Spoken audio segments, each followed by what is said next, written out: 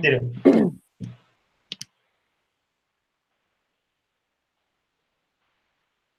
Hello. Hello, guys. Hello. Well, I hope you all can see me. Yeah. We're I can starting see this. you. Okay, we're starting the call now. Welcome to everybody that's on YouTube. And sorry because we're a bit late. But well, we're starting this. I think this is the second talk that Luis González Medina is giving to us. And well, I will introduce him a little bit. We're a bit late. We're starting this. I think this is the second. He is Luis González Medina. He's Chilean, as electronic engineer. He has been the last 7 years traveling and working at distance doing software. And he's been volunteering for the Cultural Network for the Human Fraternity since 2001, and where he started to practice yoga and meditation. So he learned topics related with consciousness and awareness. He had been given workshops, yoga workshops, meditation, stretching, and self-development in Latin America, Australia, and Asia. And nowadays, he's traveling in Asia, sometimes giving free open yoga classes in parks. That's how I met him, and volunteering in a project of awareness online talks. And well, this is an open invitation, and welcome. I pass you with Luis. Drinking water. Thank you very much, everyone, for being here. Thank you, Miriam. Thank you, Becky. All the groups is supporting this project. We are just starting with these online talks. The idea is to give to the society some tools or things that could be useful for them. We're going to be inviting more people, then we let you know in the future. So the subject we are talking today, sorry very much, we are super late, but I hope you guys are still there and can enjoy this talk.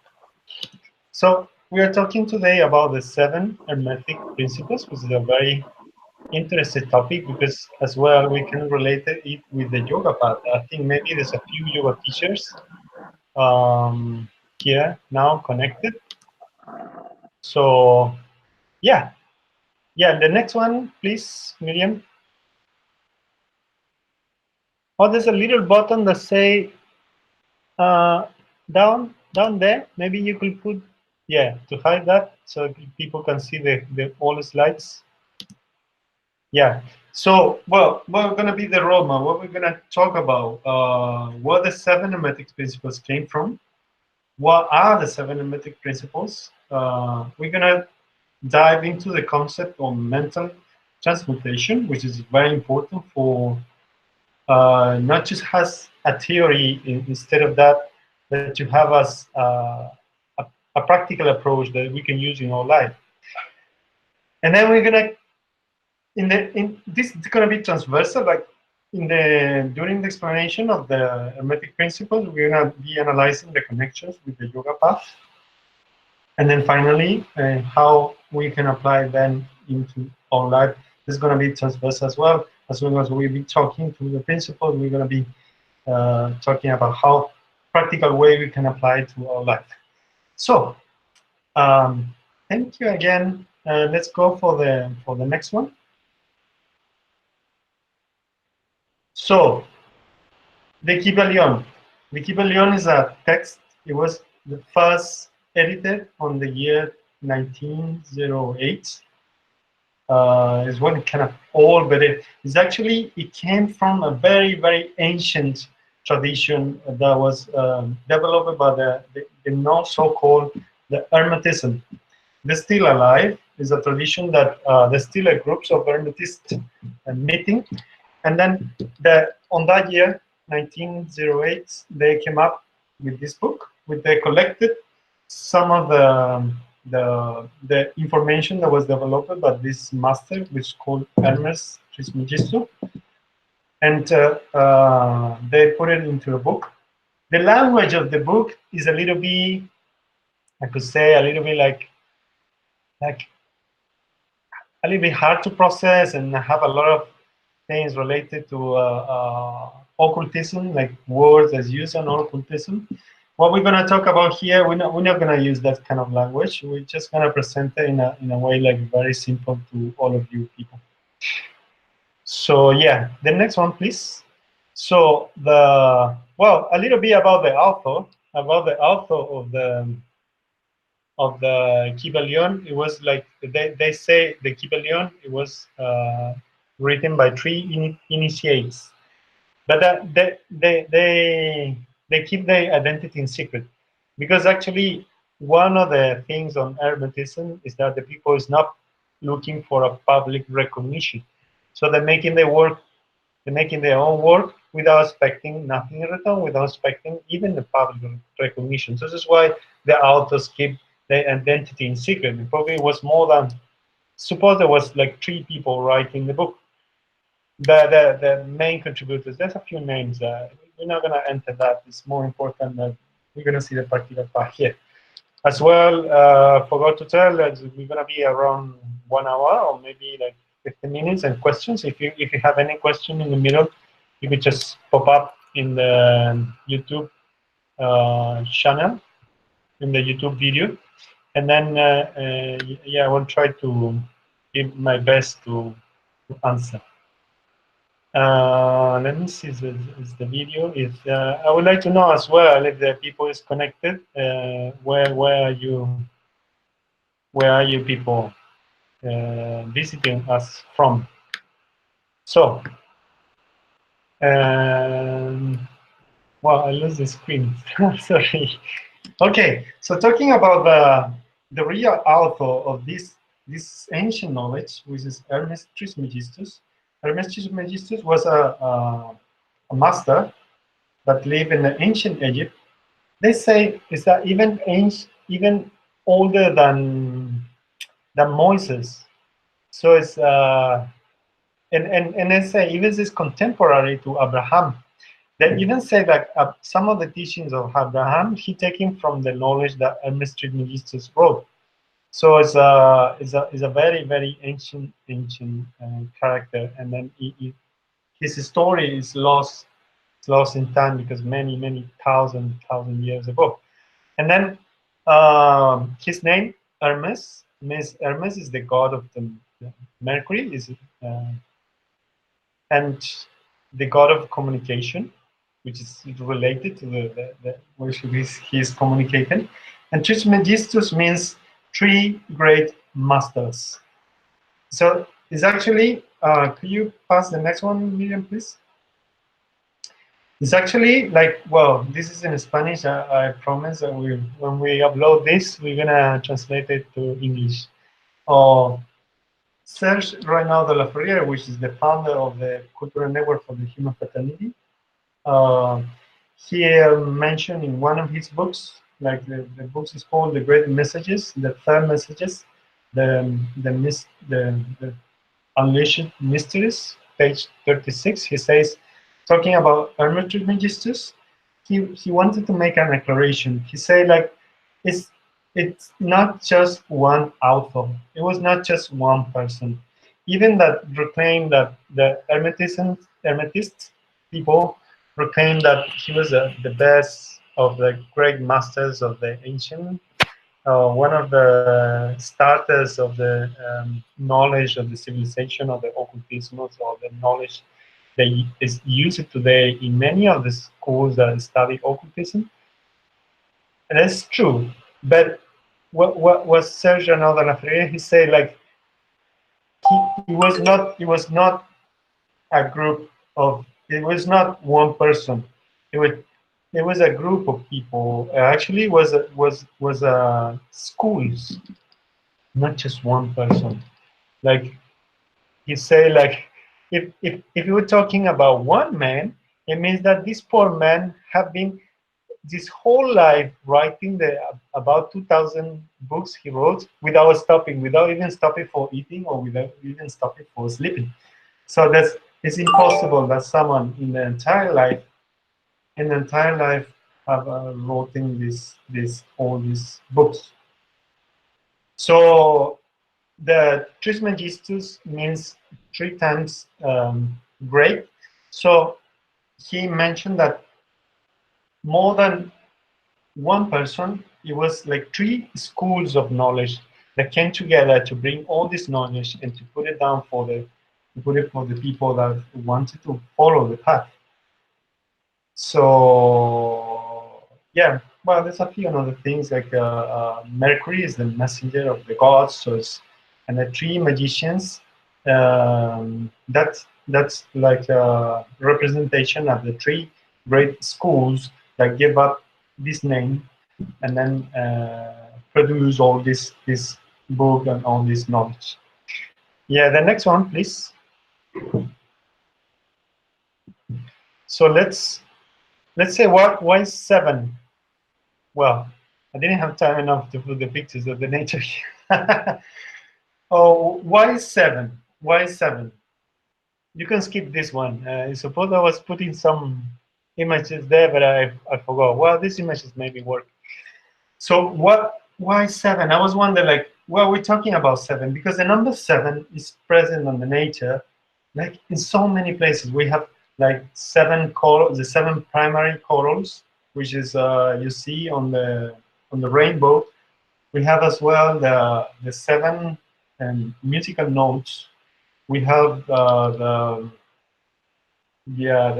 7 principles of the nature, and we came out with this, the 7 principles, the 7 hermetic principles, which is also following a path of the nature. So, like the number 7 is so present in the nature, it's as well very present on a natural law. If you're talking about a natural law, it should be something that follow the path, following one of the principles with the correspondence. It should be following the same path of related with everything. So like everything is connected, everything is related with everything. The 7 hermetic principles as well as the natural laws, it should be 7. So what are the principles? What are the principles? The principles are mentalism, correspondence, vibration, polarity, rhythm, cause and effect, gender or generation. The next one, please.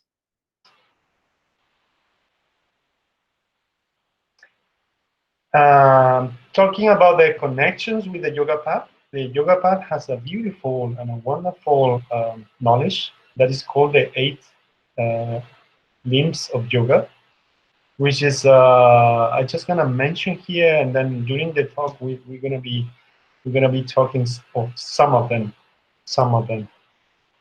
So that's the yoga tradition came out with this the 8 limbs of yoga. We talked about this in the previous talk, so I'm not gonna get into details here. But the thing is, this is a path to go from the common human to a illuminated human, to someone that is conscious of everything, someone is connected with the universe. So the ultimate goal of the yoga path, of the yoga tradition, is to become one with the universe. So it's to go to the yug, to the union.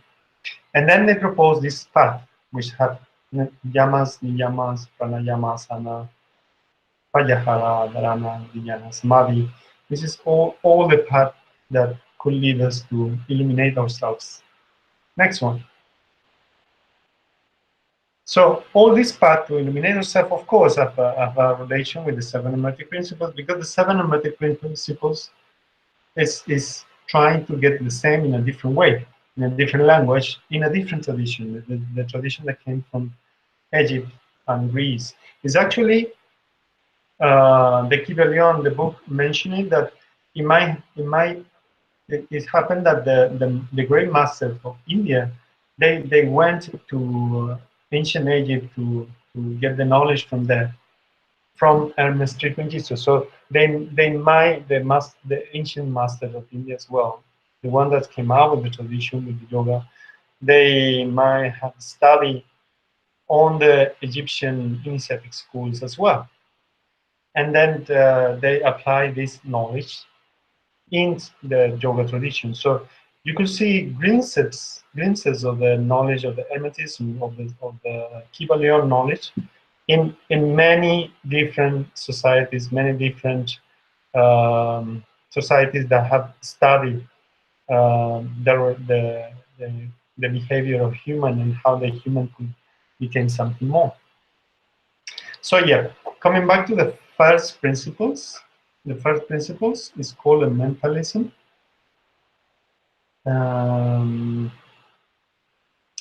I was just checking the messages. Yeah, there's no question, no message yet. Yeah. So the principle of mentalism say that the all is mind, the universe is mental. So these principles say that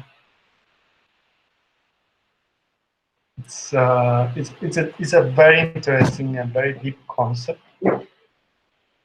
It's to say that everything is a mental creation. And when we're talking about the all, it's not like everything you just say. It's like the main principle, the main intelligence, the thing that is governing us.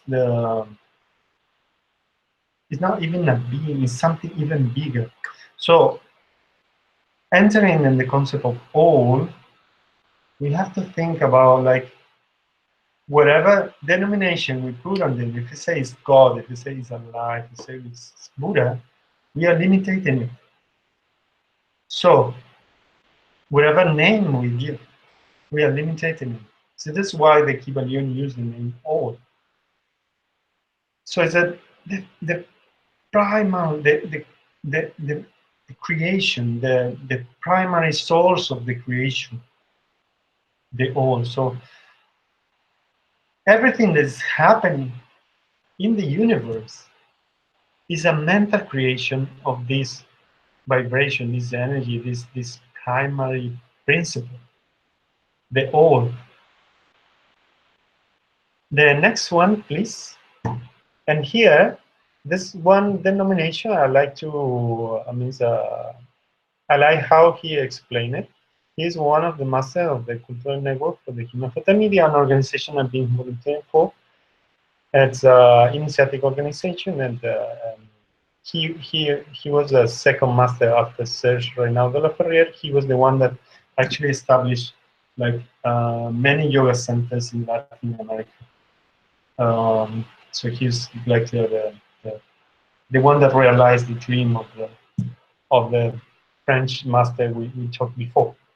So this master, Jose Manuel Estrada, he says he's talking about the structure of matter, so understanding a little bit about the nature of the divinity of the absolute. He say like matter is energy concentrated. And then he said that energy is mind concentrated.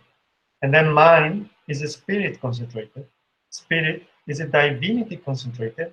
And the divinity is a concentration of the absolute.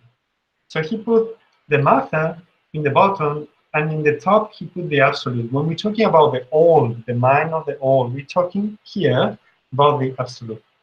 This presence, which is in the whole universe. We are part of it. We are part of this presence. And let's say all how this presence became matter. And now how we have that inside us as well. How we are part of this creation. Because we are matter, we are energy, we are mind, we are spirit.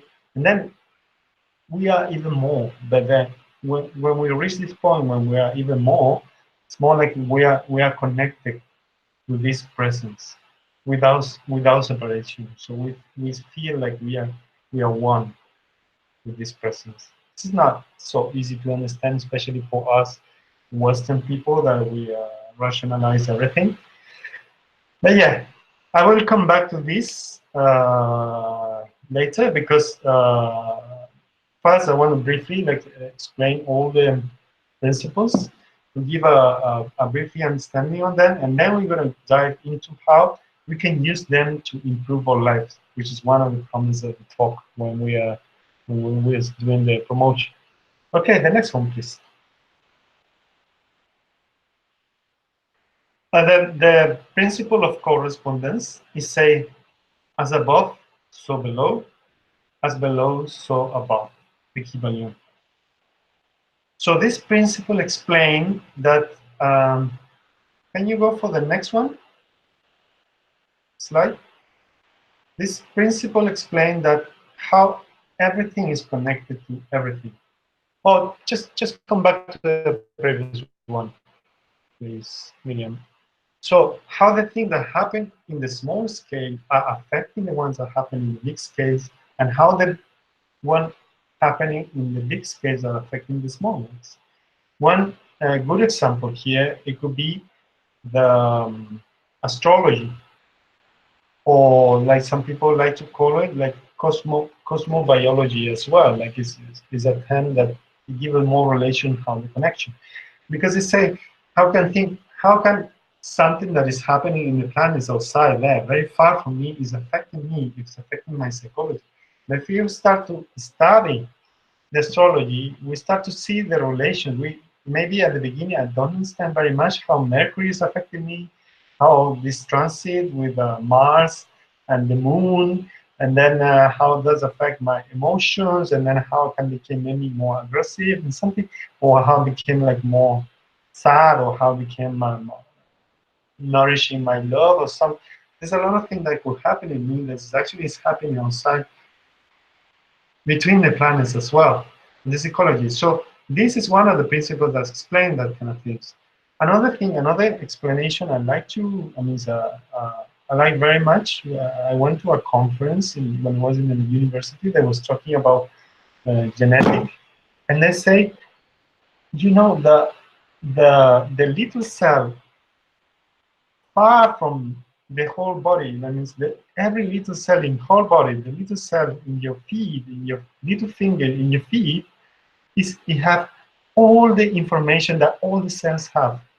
So every cell in our body, even the smallest ones, in the very apart place of body, that some place where we believe that you could actually that not using, or very far from the center of half of my brain, it have all the information that all the other cells have.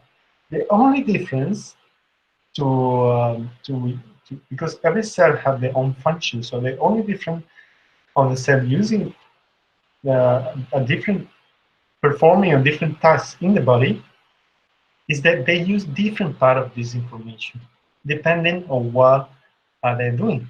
So as well as the human beings. So this is very clear that this could be explained with the principle of correspondence. So what is happening in the whole body is happening in the small cells of our body as well, in the remote places in our body.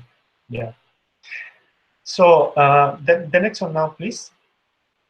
So one concept that I'm being fascinated all here is the use of fractals.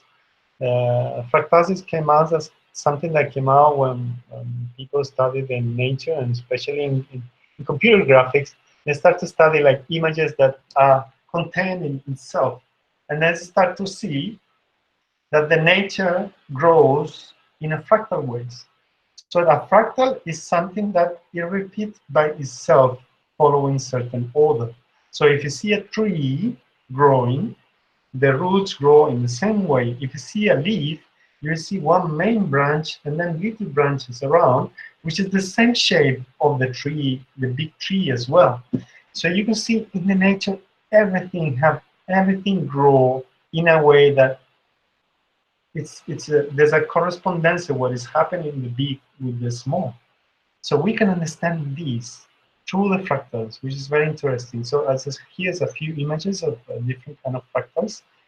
And you can see there how the little shapes are recreating the small ones, and the small ones are recreating the little ones. So it's all the shape is connected, and it grow in that way. It grow in a way that it keep having this strong relationship. They create shapes that are beautiful. So so talking about this relationship of the nature and how the things are so connected, we human beings as well. so connected. And what is happening to us, well, it could happen to one single human in the planet, is happening to all of us as well. So this is, we see the connection, correspondence here. As well, like a very, very practical thing, it could be like, this is a powerful tool to understand things that are beyond our comprehension. So I remember one day I was talking with a guy of the cultural level, one guy like when I was just starting, I was not even practicing yoga yet.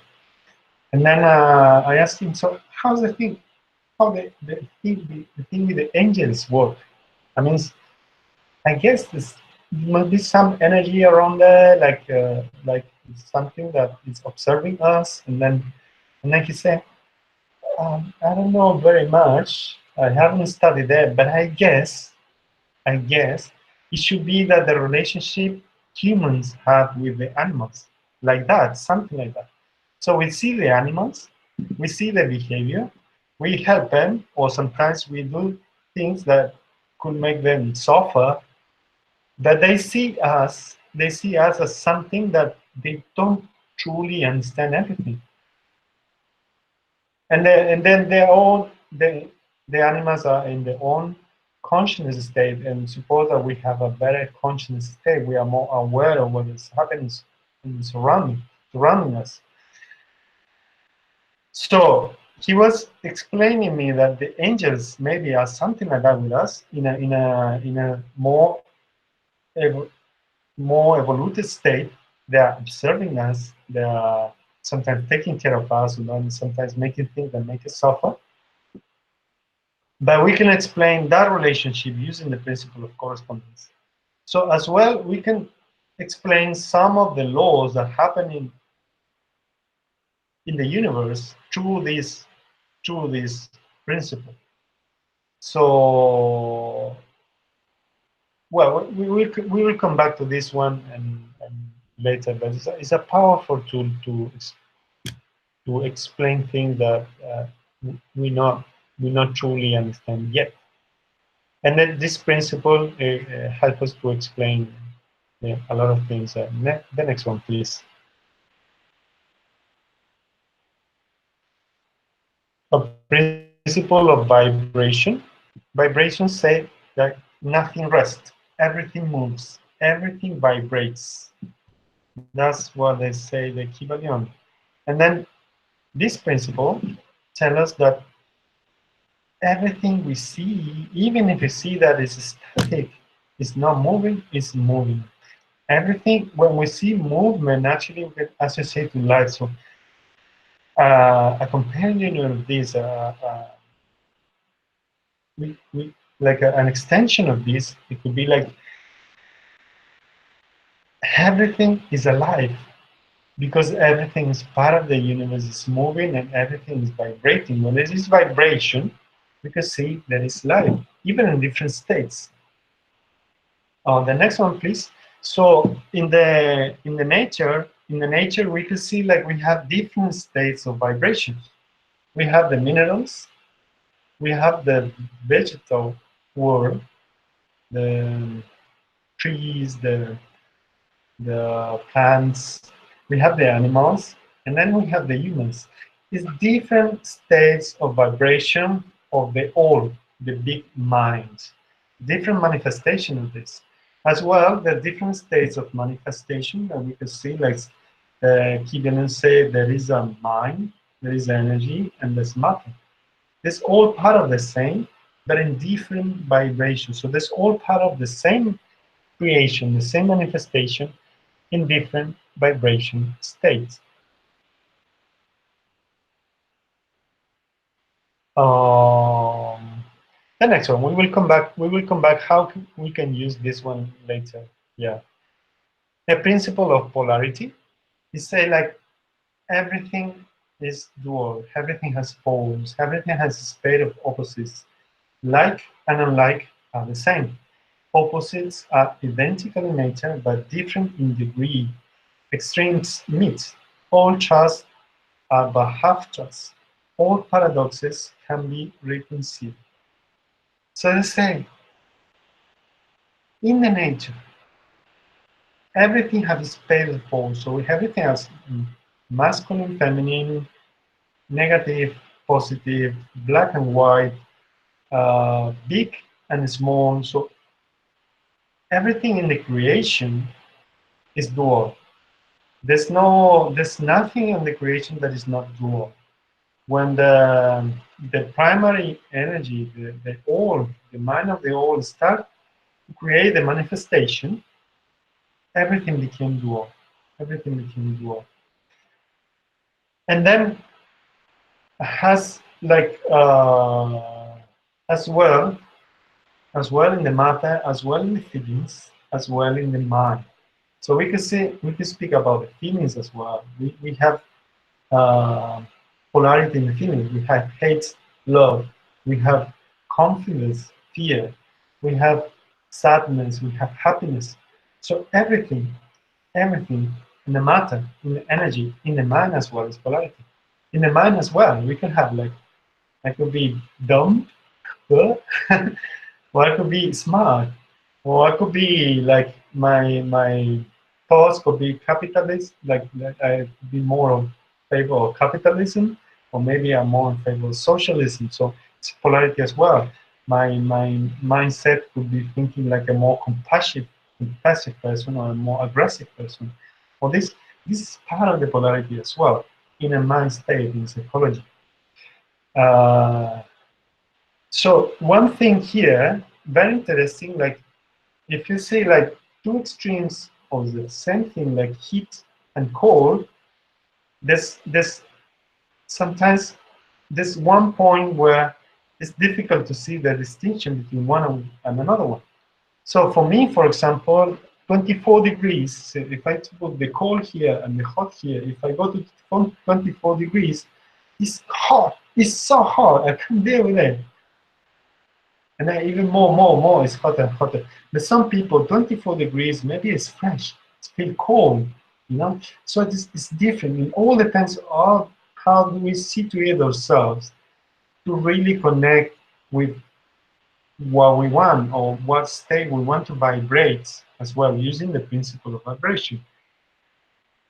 So I can consciously situate myself on the points that I want to avoid to be consumed by the, the extremes of the polarities. You know, so it means I can transform sadness into happiness. I can transform hatred into love. I can transform the things that are negative into positive. Depends on how do I situate my observation point. We will come back to this later. The next one. So this is like it's transcending the paradoxes. This is the goal of this the previous principle. Principle of rhythm. Ah, I forgot to put the what say the let me read. What say the oh, what is it? Well, this principle, the equivalent say that everything have a rhythm. Everything have as the rising and falling. Everything have a go to one pole to another one.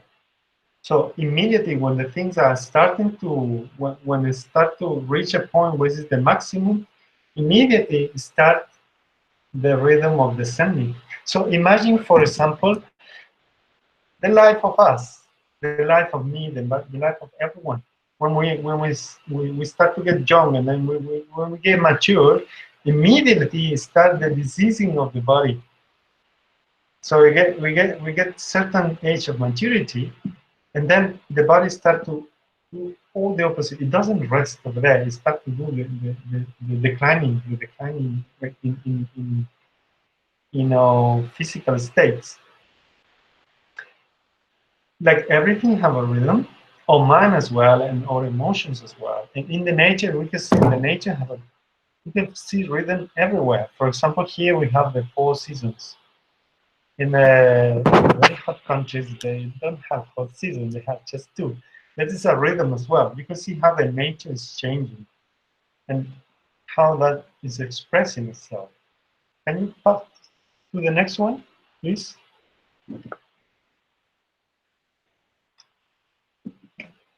So there's something to explain this. Is the if I have a pendulum and it's going to one side to another when I'm bouncing, and it's called bouncing when I'm doing this. I don't remember the name in English. Okay. But when it's something that have a rhythm, they have a rhythm that go up and then go down and go up again. So this is passing to the two polarities through a rhythm. So that's why this principle came after polarity. Because suppose that in one point you have the negative, and another point you have the positive, and then you have the pendulum like moving to one side to another. So it's changing from negative to positive and then come back up and down, up and down. We can see the breathing ourselves as well. When I'm breathing, I could say like breathing maybe have four stages, like inhaling, keeping the air, and then exhaling, keeping myself empty, and then coming again. So we could relate these four stages of the breathing to the four seasons. When I'm breathing in, it's like summer. I'm expanding myself. Summer is expansion. I mean, no, this is like spring, sorry. It's the spring is expansion in the nature. You see that all the nature is growing, so I'm expanding myself. When I keep myself in the maximum stage of energy, which is accumulating the air inside me, this is summer, is the maximum stage. It's actually when that part of the air is closest to the sun, the maximum energy. And then when I'm dropping my air, when I'm breathing out, is autumn. So in the nature, you could see like the leaves are falling, like all the nature is leaving the thing that doesn't need. Me as well, the breathing, we are leaving the air which doesn't need. And then when I reach the bottom, no air, it means like I'm in the winter. It's this emptiness space when I'm totally empty in the nature as well. You see like many animals in the nature when it's winter, they go to sleep and they hibernate. They don't go out after spring or something like that for a few months. And then we as well. If you live in a cold country, we reduce the activities we do in winter. Sometimes we don't go out because it's too cold. So the nature is passing through this us as well. So, interesting thing here is if I have this pendulum that is jumping from one point to another, let's say from this, I could relate this with all that is happening to me. For example, my emotions, I could go from happiness to sadness and happiness to sadness, happiness, sadness, happiness, sadness. But then when I'm in sadness, I can understand that this is part of the rhythm. So there will be a moment when this will come back to happiness again. And as long as I go up, I became less connected with all the life that is bringing me to one side to another, and I became more connected to the center. So this is the one of the goals of this, how to use this rhythm is how to go to the center. We will come back this later as well. The next one,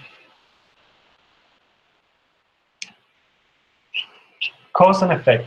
Let's say, dear karma, I have a list of people you missed. Yeah, well, principle of cause and effect is speak about karma. In the yoga tradition, they say about karma. Karma is cause and effect. Karma is when the things that you do and what you receive in return.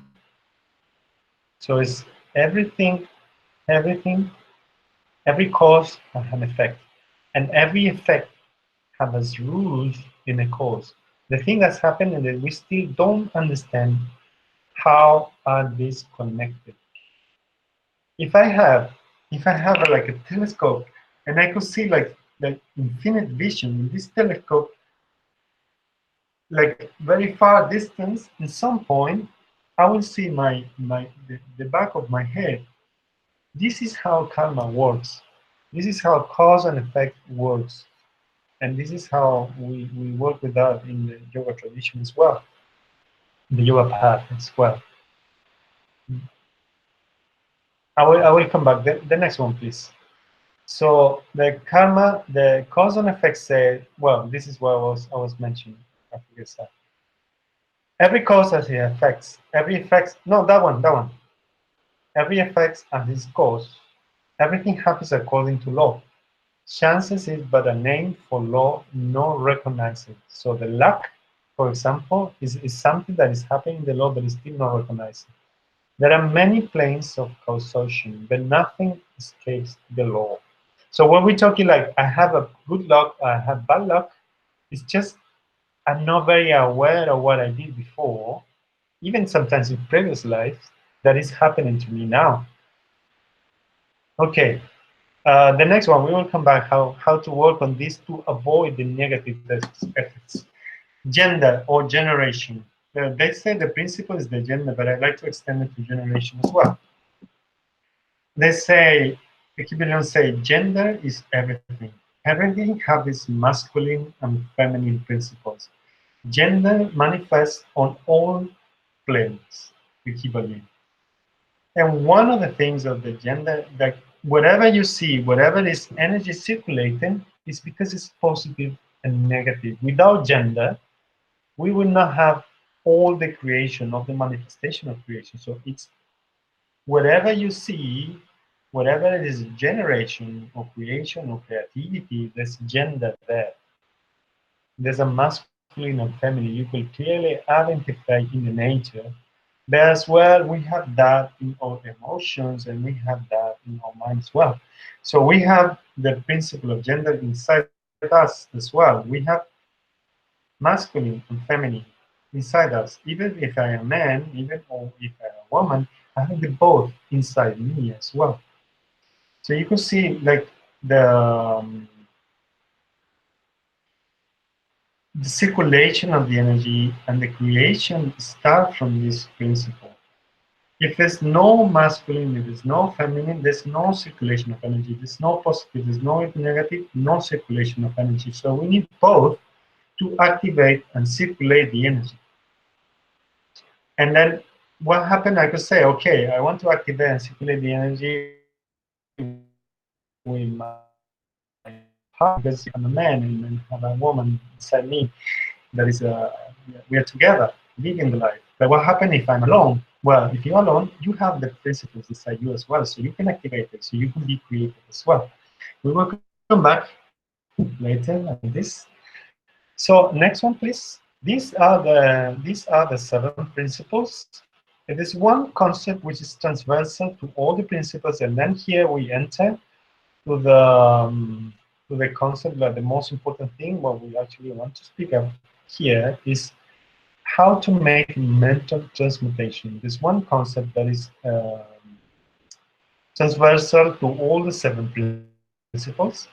The Kybalion say, mind, as well as metals and elements, might be transmuted from state to state, degree to degree, condition to condition, pole to pole, vibration to vibration. True hermetic transmutation is a mental act, the Kybalion.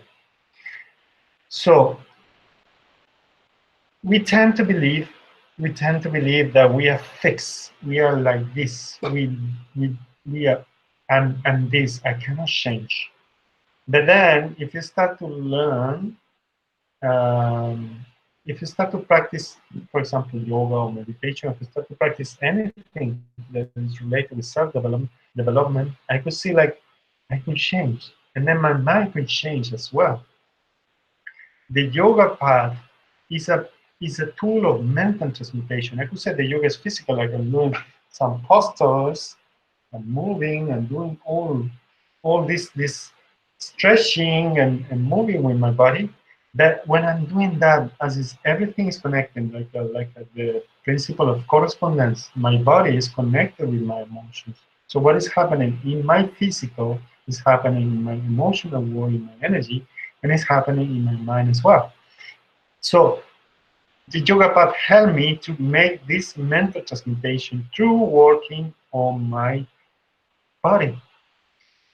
On the Hermetic text, on the Hermetism, they say there's a this transmutation, there's a mental transmutation when I choose, when I take care of my thoughts. And meditation here represents like a very good aspect, and this is so well connected with the principle of mentalism because they say like the mind, the manifestation, like the creation is a manifestation of the mind, is not fixed, so it can be changed. And then this is how one of the strong aspects, like how we can create the life we want through our thoughts, because we are not fixed, we're not boxes.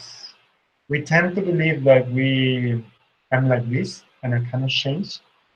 But then if I open myself, and if I start to accept this change, and if I especially start to review the things that happened in my past that are painful, and I review the things to heal it, I can start to make a change. And this is a mental transmutation. As well, it became emotional transmutation, as well reflecting my body. So, for example, using the principle of correspondence, as I say, like, if my mind is closed, it might gonna happen like my body is closed as well. Like, have you seen people like it's like this? And have you seen people that is relaxed and is open? So it's an attitude of the body that is expressing what is happening in the mind. So if my mind is open, my body flows open as well with the light. And then we have the tools to change. We have the tools to move from one state to another through changing the way we see the world. When we in the previous talk, when we were talking about the emotions, we were talking about that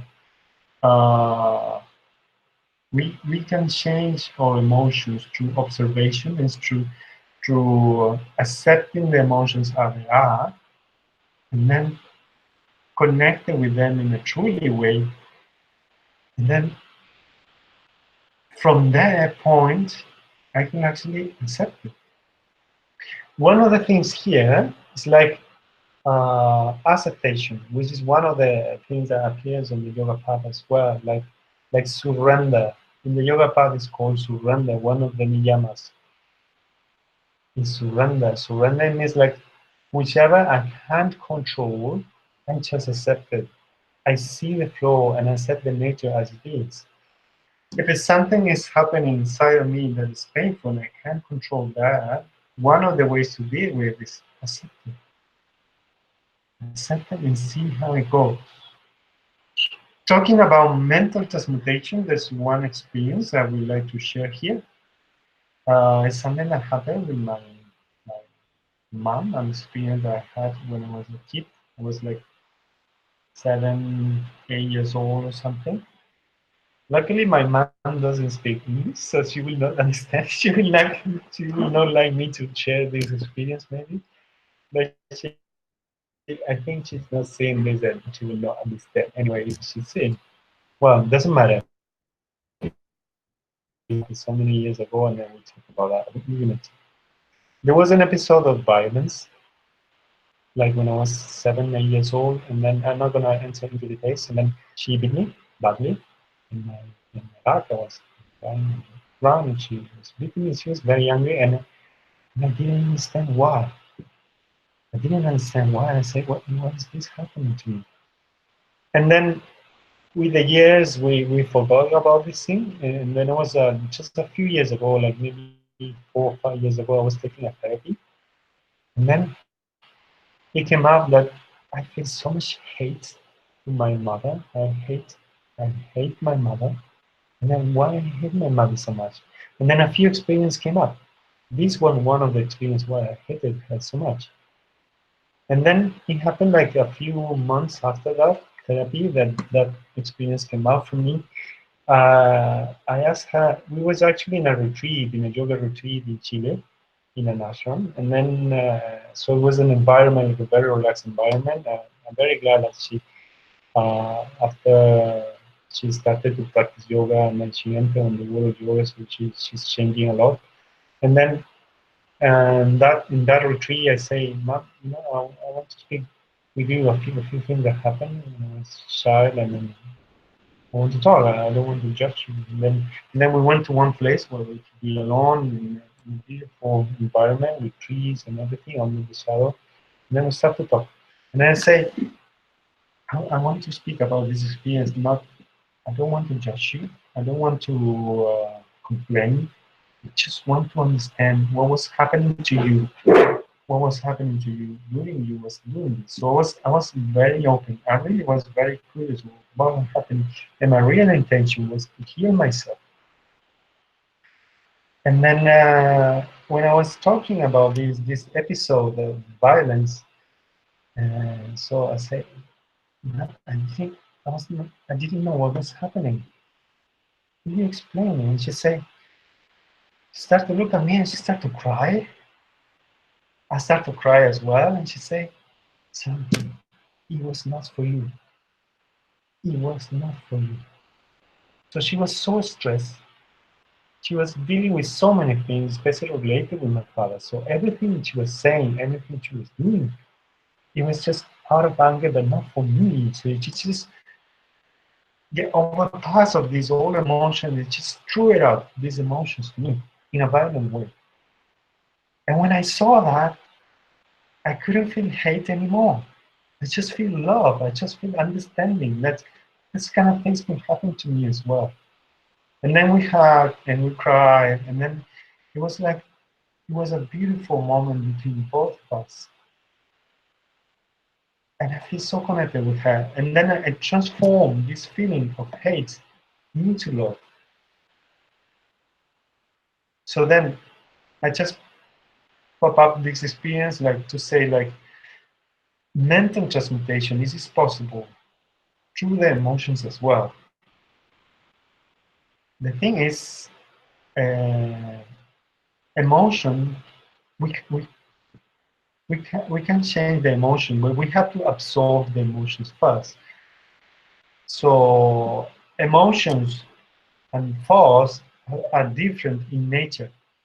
When we're talking about being healthy emotionally and let leave my experience or heal my emotional, my negative emotional experience, it means that I have to accept my experience, my emotion, what I'm feeling, but I could change the way I'm thinking about it.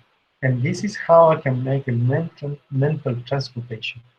Changing the way I observe my emotions, not changing the emotions. The emotion will change itself because I changed my point of view with something that I was close, that I feel like I don't want to suffer, but I change it to more understanding. So I change my observation to observe my emotions and to see what is happening. I want to learn from this, even if it's soft, if it is soft. Um, any question? What's the next one? I think we are here with Miriam. What is the next one? Next slide.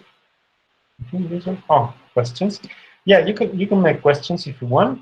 We will come back to the principles. Can you come back to the mentalism? Now this is a very cute panda. So all of this could be very interesting, but what is the practical thing? What is the practical thing? How can I use this in my daily life?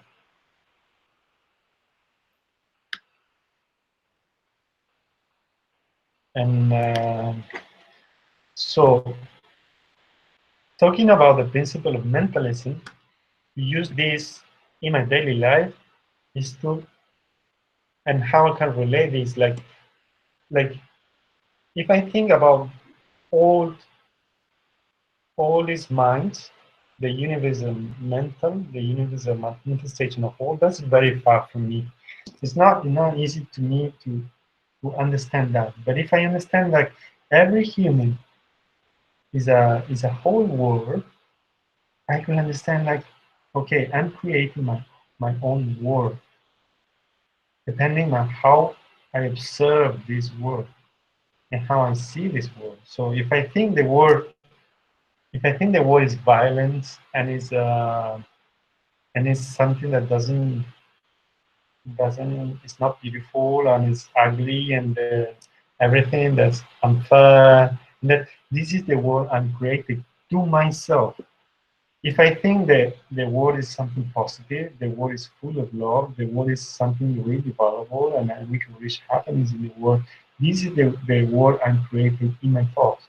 And like every head is a world, this is what I put in myself, and this is how I live my life. This is how I'm creating the world and living through my thoughts. So if I constantly going to going to negative thoughts, and constantly going to keep myself in suffering, if I constantly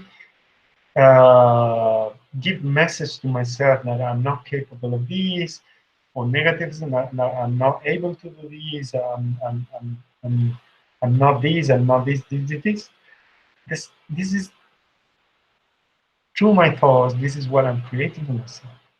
But if I go to the other pole, if I start to be more positive with me, if I accept myself, if I accept who I am, whichever whichever I have, then I start to see the world in a different way. So I could say like, no, the world is a beautiful place.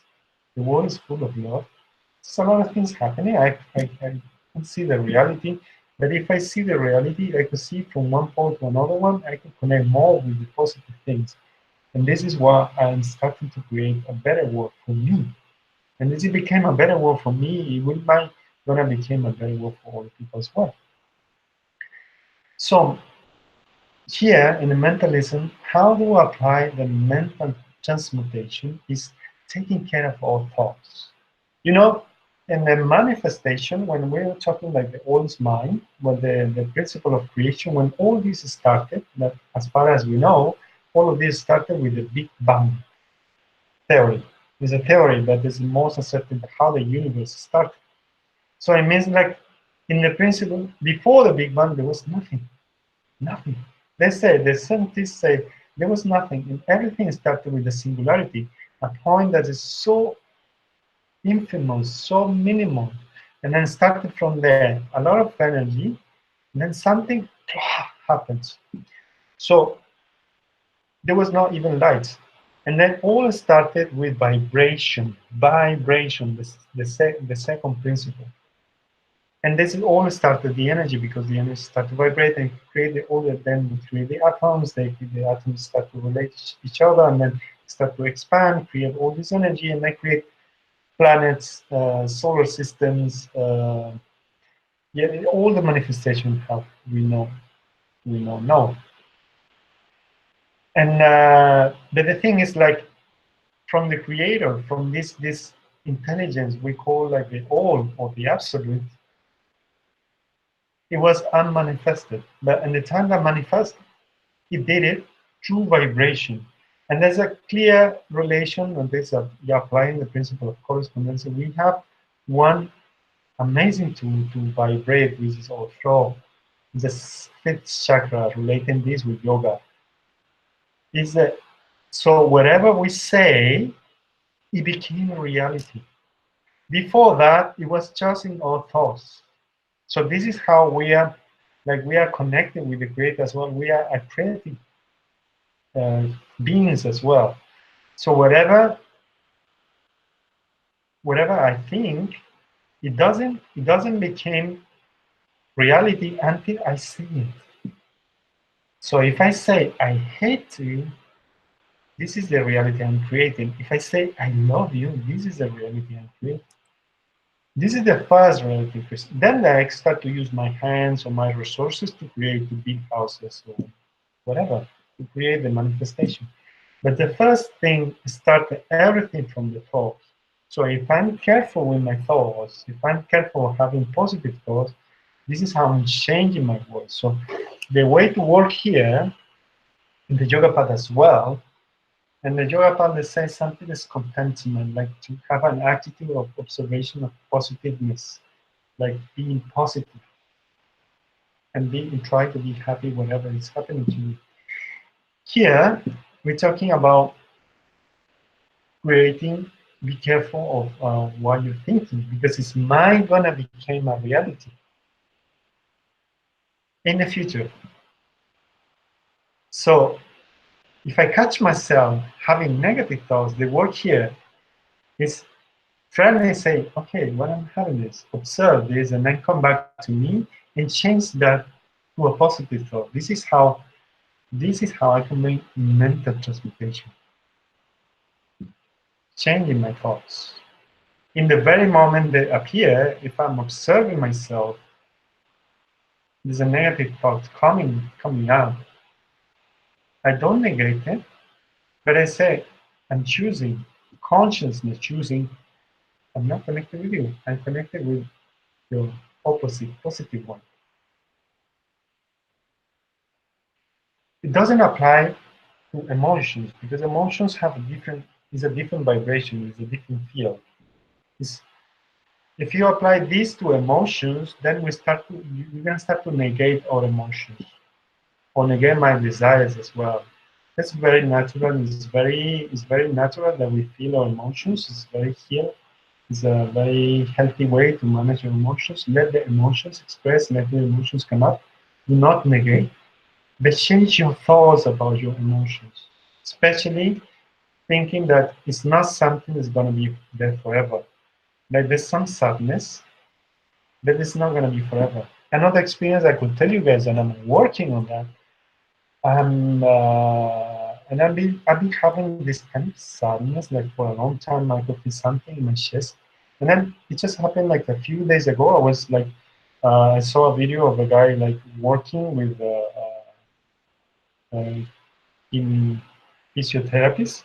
He was like explaining how the chest manage the whole alignment and the whole supporting of this area. And he said like usually the people tend to when they say open your chest, they tend to move the shoulders back. That is said that doesn't have any sense because what you have to do is to use this as a box, like the center of your chest, actually project the center of the chest to the front. He actually make correspondence with Iron Man. They say the Iron Man that have this energy point in the center of the house is projecting this energy more to the front, projecting the thing you have in the chest. And then I start to experiment that, and I could feel how my shoulders fall down into this box, and I could start to feel like, well, there's some emotions coming up, and I start to feel sadness. I was just lying down, like doing this exercise on my chest, and start to feel sadness. And I say to myself, sadness, I know you are there, and I am accepting you. And I was almost crying, like I was feeling like how my shoulders, like I usually have my shoulders very hard in a muscular way, I can feel how my shoulders start to relax. Like I say, okay, that's the way. And then the emotion goes away, and then I can feel like it's something's coming again, coming pop up sometimes. But then I feel this is the way I can heal myself, making this transmutation in my body, accepting my feelings, but just changing the way. This is the delicate part when I'm not negating my feelings, I'm observing my feelings, but I'm changing the way mentally my thoughts about my feelings. And this is how I can change. This is how I can make mental transmutation. And as long as the emotion feel like it's accepted, it will show up and then it will heal my body. It just might gonna take some time, but this is how I see the process. Thank you. Let's go to the next one. What's that? Correspondence? Could you just jump to the next one? Oh, no. The third one, when the title is correspondence. So the principle of correspondence is say like what is happening in the big is happening in the small as well. So how we can use this principle in a practical way. Well, I mentioned a little bit before, like we can use this principle to explain the things that are beyond our comprehension. Uh, if if I see the nature, whatever is happening in the nature is happening in myself as well. This is why I can use this principle to understand why I feel more sad or a bit depressed in winter. Because the nature, for example, is in a is falling. The nature is going smaller. The nature is keeping itself to save the energy. And this is why in winter as well I could feel the same. And then if I don't understand this, I'll say why. But I'm seeing that in nature, so I could apply the same principle correspondence. What is happening in the nature is happening in myself as well. And I have my own episodes as well. As I have inside my own nature, I could see like sometimes I could feel like expanding. And sometimes I could feel like this is the moment just to begin to be back to myself and then observe myself and don't do that much. It's part of the thing with the rhythm as well. And yeah, there's a few things. I mentioned the thing about the animals and angels before. This could be really useful for explaining things that happen. And how as well for example, I can explain like if you see the solar system, you see a sun and you see planets going around. So there's one more example of correspondence. But if you see the atom, you see what's the neutron and what's the positive part of the atom, and then you have the center of the atom, and then you have the electrons rolling around. So it's like a little small solar system. So I can explain that what is happening inside the atom is happening in the universe as well. So this is amazing. This is amazing how it's corresponding. What is happening in the small is happening in the big as well. And how I can connect with this. For example, use astrology. What is happening in the planets is happening in my psychology as well. I can use astrology to understand my processes. If I'm not a closed mind, if I don't believe that is happening inside, because as a part of the creation and be vibrating with that as well. So if I understand that, I can go with the rhythm. The next one, the next principle, the vibration. Vibration, I can use vibration to choose where to connect with, in which state of energy I want to connect with. If I want to connect with sadness, if I want to connect with happiness, if I want to connect with nice people, or if I want to connect with depressive people, I always choose in myself where I'm putting my energy through my actions, through my thoughts, and then through my actions. So the way to apply this principle is conscience in an aware way, connect with that vibration. I want to do healthy activities, connect with people where you feel good about it. It's not like closing your views to these negative people, but then you can choose to connect with that energy or not. If something came to you in a violent way, you could choose to respond in a violent way, or you could choose just to let it pass. So if you let it pass, it means like you're not vibrating with it. But if you start to react in a violent way, and you want to fight, this is the vibration you are creating. So this all the time in all life we are choosing what is the energy I'm connected with, how I am vibrating with, and everything is vibration. And we could see like we see the lower vibrations here like ugliness, the things that are dark, and then we see like the more light. When there's more light, I could see there's more beauty, there's more connection into harmony. So I could choose consciousness to connect with harmony, with beautiness. Depends on carefully choosing my thoughts, my reactions, what I say, and my actions as well. The next one, please. Polarity. This is very interesting, and I will come up with the same example when we were talking about the mental transmutation, the experience that I share with you guys about this was happening with my mother. When I'm using, without even knowing, I use the principle of polarity to transform hate into love. Because observing, because understanding.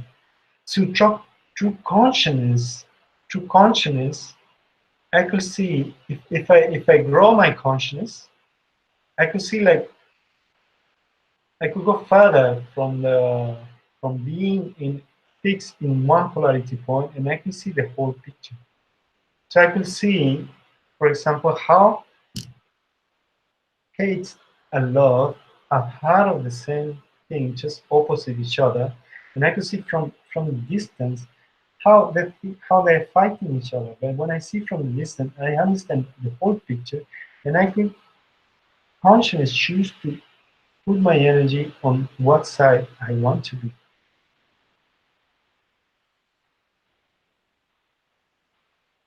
This is very theoretical, but in a practical way, uh, it's like connecting myself, opening myself, understanding, see the opposites, and connecting myself with that area where I want to be.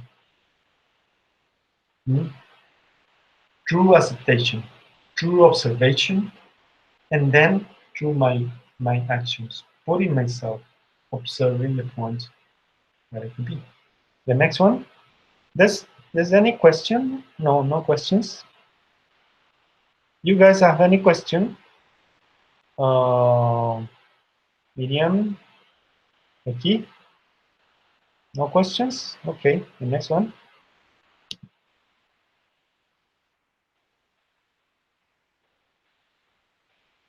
Oh, cause and effect, can you change that? We said that joke already. The next one. No. The karma, but there's one. Cause and effect.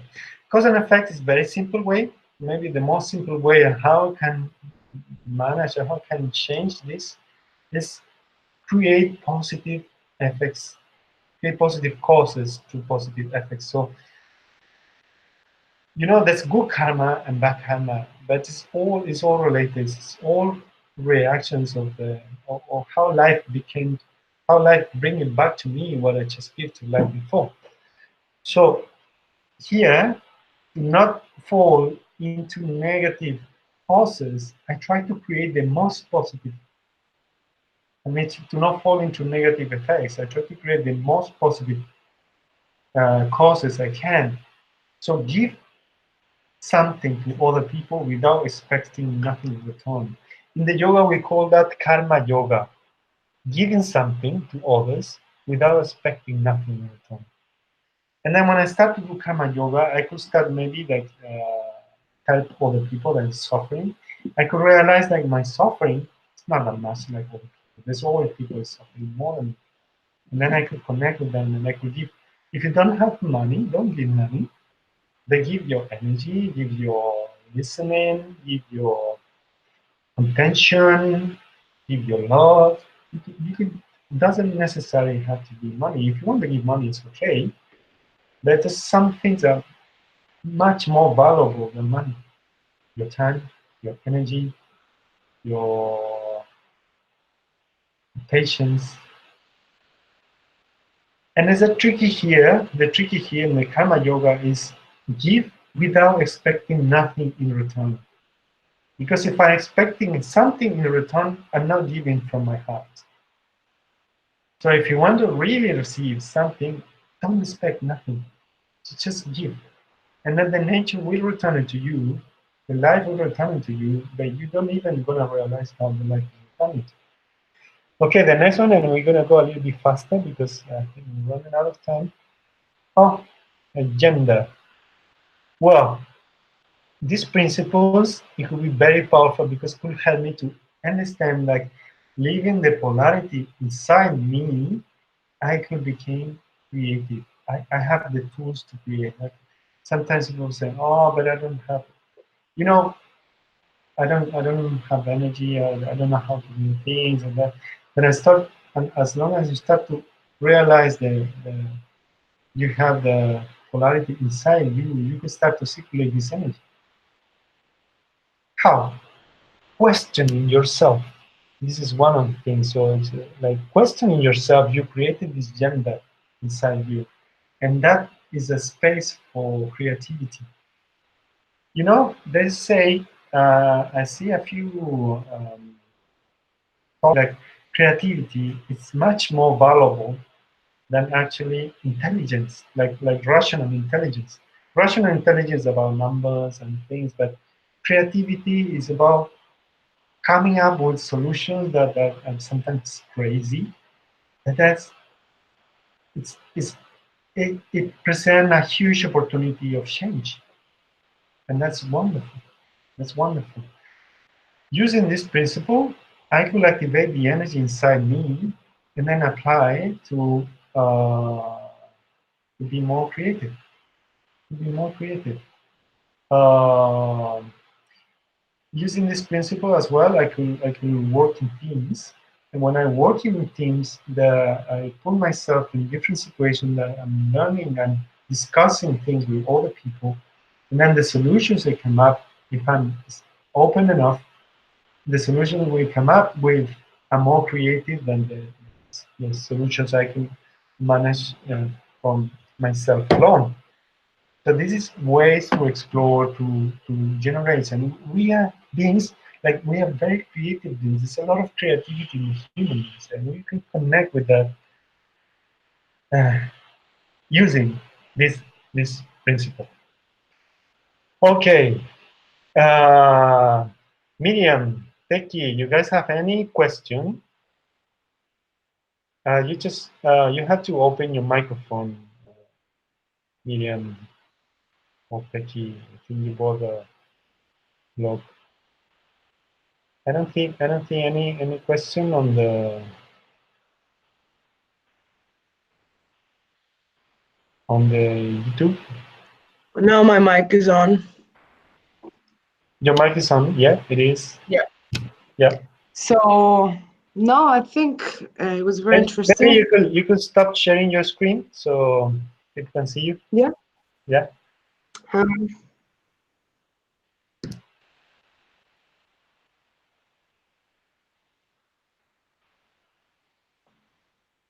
Let me see. Are you there? Yeah, just trying to now. Yeah. Okay. Yeah, now I can see. Yeah. Yeah. Well, yeah, it was very interesting. Yeah, I don't know now, Sorry, it's and I communication. need to assimilate them a little bit. Okay. Yeah. Sorry, can you? I can't listen. Your microphone is like the communication is cutting. I mean, Becky, are you listening, Miriam? Miriam, your voice is breaking. Yeah, something with your internet, maybe. Yeah. What about Becky? Do you have any question? I think I have problem on the volume of your voice. No, you didn't say that No, before.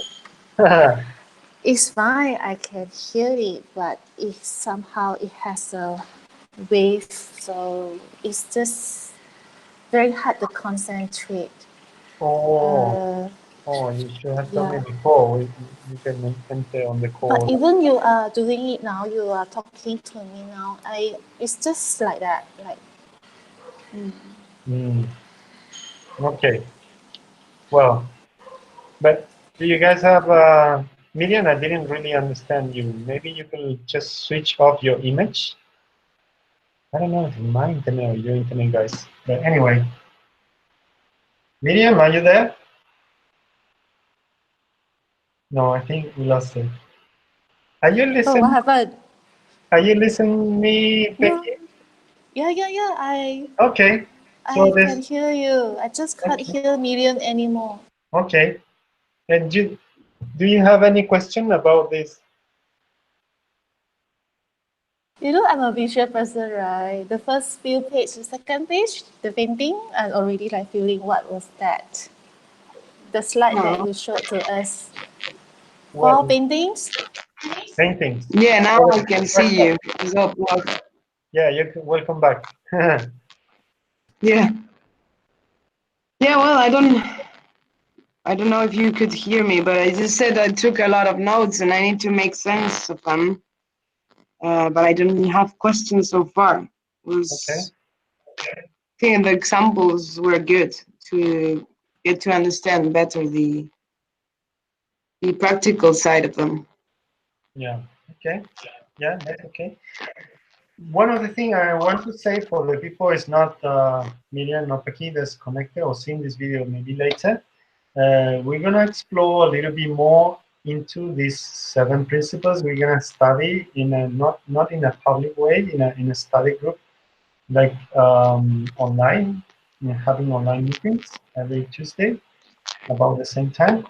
Um, if you guys want to learn more, and if you want to go for like a practical ways with things that we could observe during the week, during our daytime, how we can incorporate the ways of working with this principle with us. You can connect with us, with me, with Mia, with Taki, Becca, Inti, that's part of the people part of the group. And we're gonna have we're gonna go deeper into this to study more and to learn more how we can actually apply. And then every session we study one principle, and we come back with our comments about well, how is that working in my life to apply, trying to be aware and trying to work on that in my life. Okay, well, thank you. There's something you guys would like to say before we closing? Well, just thank you, Luis, for giving us this topic and to share with us the knowledge that you have about it. That's nothing. One of the things about karma yoga, about the cause and effect, is like participating in this non-profit organization with the cultural network for the human fraternity.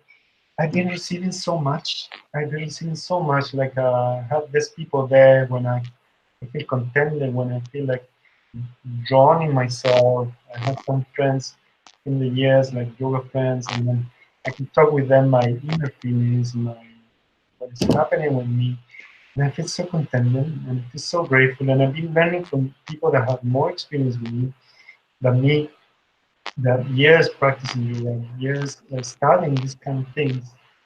Like I learn from them so much, and then I just feel gratitude. Like somehow I have to give my contribution to the world, even as a small one. If it's just a few people listening this is how I feel. This is to be my contribution. And I try to don't expect nothing in return. So so then I'm not gonna receive something, but I don't care. It's not the goal of things. It's like it's like activating the energy of gratitude. So if you feel like you are receiving so much in your life, so you feel gratitude, so you feel give to bring back something to life. Doesn't have to be with the same people. It could be with other people. Because usually the people that give you something, they're in a position where they may be stronger, they may be or they maybe know more about life. So you can help them because they are very good. They have all the people are helping them. That you could help to other people that doesn't know about good things, and then it can improve their life.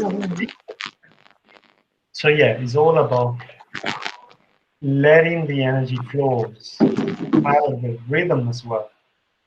As I'm giving more and earning points, to receive more as well. The people that doesn't give anything, they're creating causes that they receive an effect, like when they're gonna need something, there'll be no one to give them. So this is part of life, part of connecting with this vibration of gratitude, or I could say it's love as well. You know, way to express connecting to love. Well, thank you very much. Thank Wanna you. close? See you in KL.